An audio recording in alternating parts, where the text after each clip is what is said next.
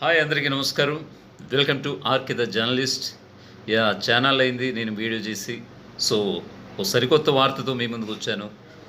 ఖచ్చితంగా Janasenani AP deputy CM Pawan Kalyan నిజంగా ఈరోజు ఒక ఆశ్చర్యం కలిగించినటువంటి ఒక వార్తనైతే మీడియా వేదికగా వాళ్ళకే ఒక ఆహారంగా ఇచ్చినట్టుగా అయింది.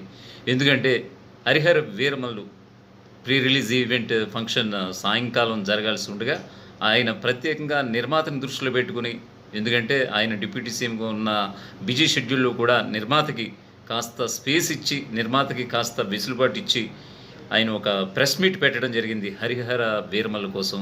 సో ఈ క్రమంలో నిజంగా ఆ చిత్ర నిర్మాతగా ఉన్నటువంటి ఏఎం రత్నానికి నిజంగా ఒక భారీ ఆఫర్ ప్రకటించినట్లుగా తెలుస్తోంది. ప్రకటించినట్లుగా తెలవడం కూడా కాదు, ఆయన డైరెక్ట్గానే ప్రకటన చేశారు. ఏపీ ఫిలిం డెవలప్మెంట్ కార్పొరేషన్ చైర్మన్గా నేను ఆల్రెడీ ఈయన పేరును ప్రతిపాదించాను.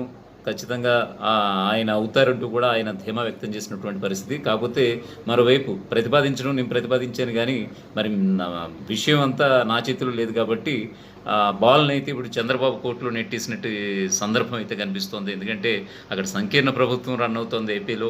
సో నిర్ణయం అయితే ఈయన ఒక్కరిదే కాదు కాబట్టి ఆయన ఆల్రెడీ ఇప్పటికే చంద్రబాబు కూడా పవన్ యొక్క నిర్ణయాన్ని స్వాగతించారని కూడా తెలుస్తోంది. మరి ఈ విషయాలని పక్కన పెడితే ఇటు టీడీపీ శ్రేణులు ఏ విధంగా స్పందిస్తారు, మరీ ముఖ్యంగా తెలుగు ఫిల్మ్ ఇండస్ట్రీకి సంబంధించి అంటే ఏం రత్నం అనే ఆయన నిర్మాతగా, హరిహర వీరమల్లుకి నిర్మాతగా అయినా కూడా, కొన్ని డబ్బింగ్ సినిమాలకి ఆయన నిర్మాతగా అయినా కూడా తమిళనాడుకు చెందినటువంటి ఒక వ్యక్తిగానే తెలుగు ప్రజలు చూస్తారు కనుక ఖచ్చితంగా ఈ విషయంలో అయితే ఖచ్చితంగా ఒక చిచ్చు రేగబోతుంది అనేటువంటి ఒక ప్రధానమైనటువంటి చర్చ అయితే ఇప్పుడు అందరిలోనే మొదలైంది. మరి ముఖ్యంగా తెలుగు ఫిల్మ్ ఇండస్ట్రీ పెద్దలైతే ఈ పాటికే చర్చలు కూడా మొదలుపెట్టినట్లుగా తెలుస్తోంది. ఏంటి అసలు ఏపీ డిప్యూటీ సీఎంకి మన తెలుగు ఫిల్మ్ ఇండస్ట్రీ వాళ్ళే అసలు కనపడలేదా?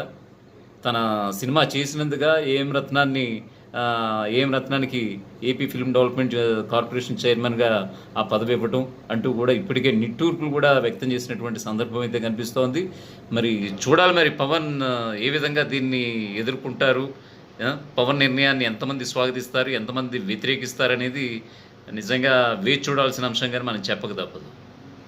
Thank you. బాయ్.